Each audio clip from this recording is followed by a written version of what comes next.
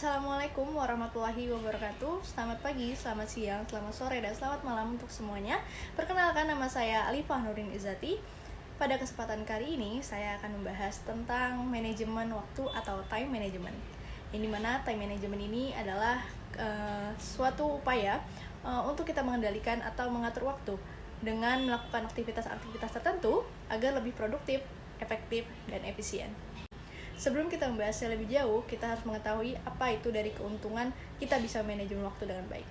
Dengan kita dapat manajemen waktu yang baik, kita dapat membantu diri kita dalam mengelola waktu dan memanfaatkan waktu. Sehingga pekerjaan-pekerjaan yang dilakukan lebih terarah karena sudah ada jadwal waktu yang menjadi patokannya.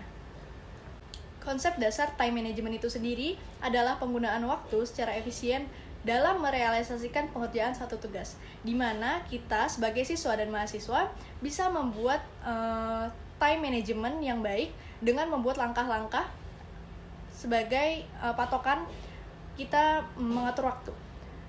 Adapun langkah-langkah yang bisa saya sebutkan, yang pertama, kita bisa buat to-do list atau kegiatan apa yang akan kita lakukan. Kita buat list satu persatu agar terperinci dan teratur. Lalu yang kedua, selesaikan pengerjaan tugas sesuai prioritas.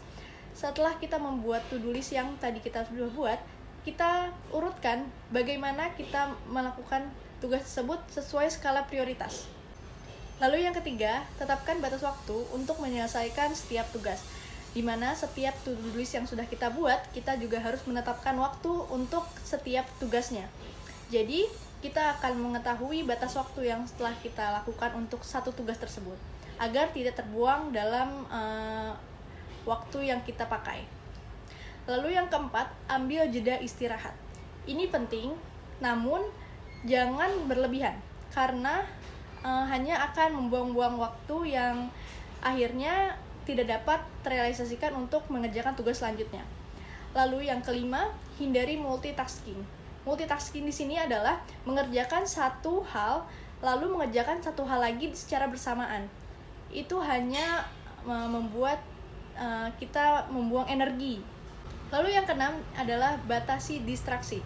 Distraksi di sini yaitu mengalihkan perhatian ke suatu hal, di mana di saat kita sudah fokus pada satu pengerjaan tugas, tapi kita udah merasa lelah atau merasa bosan dengan satu hal itu, kita boleh saja mengalihkan perhatian tersebut dengan kita menonton YouTube atau scrolling sosial media.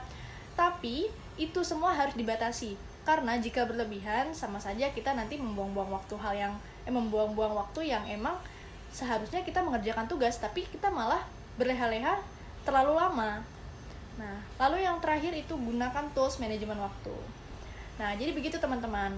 Langkah-langkah tersebut bisa kita pakai dalam kehidupan sehari-hari agar kita dapat manajemen waktu dengan baik.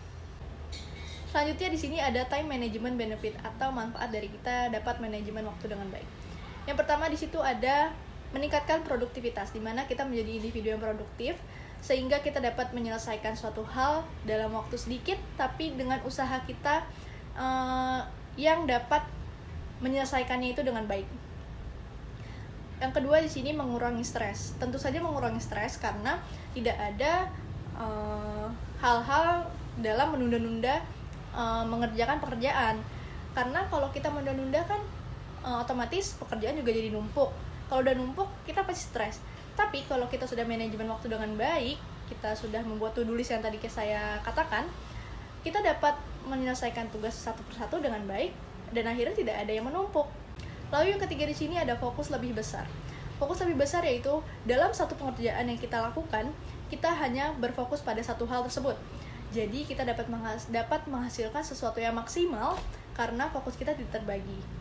Lalu yang keempat di sini segalanya lebih sederhana dan mudah. Itu sudah jelas karena kita dapat melihat sendiri tadi langkah-langkah yang sudah saya katakan. Membuat langkah-langkah manajemen waktu itu sudah terlihat sangat sederhana jika kita lakukan dengan baik. Selanjutnya ada pentingnya penerapan time management, di mana dapat mengatasi tekanan-tekanan dari dunia modern saat ini tanpa kita mengalami terlalu banyak stres. Time management yang bagus itu tidak berarti kita harus mengerjakan suatu tugas yang banyak, namun kita harus memfokuskan diri kita pada satu tugas sehingga kita dapat menghasilkan hasil yang maksimal. Juga dapat membedakan yang mana yang prioritas dan yang mana yang tidak. Dan apakah di dalam pekerjaan atau di kehidupan secara keseluruhan orang-orang harus belajar bagaimana mengelola waktu secara baik?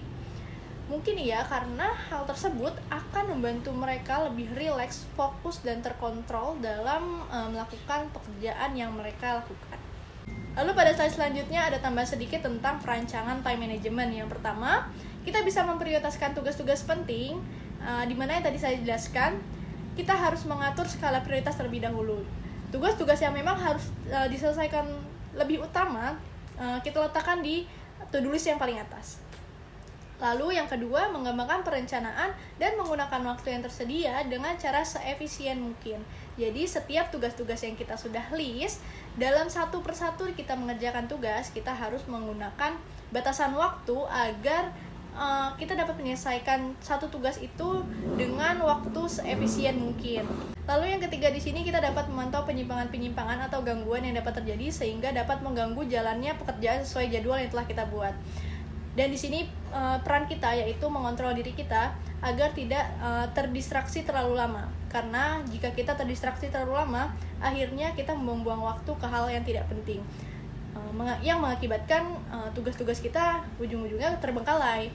Nah, yang keempat, mengembangkan efisiensi dan mengurangi tekanan atas jadwal yang telah kita buat.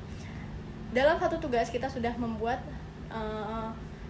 raw limit atau waktu yang kita dapat selesaikan. Sebisa mungkin dalam waktu tersebut kita tidak ada tekanan, jadi kita dapat enjoy mengerjakannya. Baik, itu saja yang bisa saya sampaikan. Semoga materi hari ini bermanfaat untuk kita semua. Jangan lupa untuk teman-teman, mulai dari sekarang kita buat to-do list untuk hal-hal yang ingin kita rencanakan agar waktu yang kita pakai tetap terorganisir, tersistem, dan kita dapat melakukan hal-hal yang lebih positif. Karena dengan kita melakukan hal yang positif akan berimpact kepada diri kita di masa depan nanti. Terima kasih perhatiannya untuk teman-teman semua. Saya Alifa Nurin Dijati. Wassalamualaikum warahmatullahi wabarakatuh.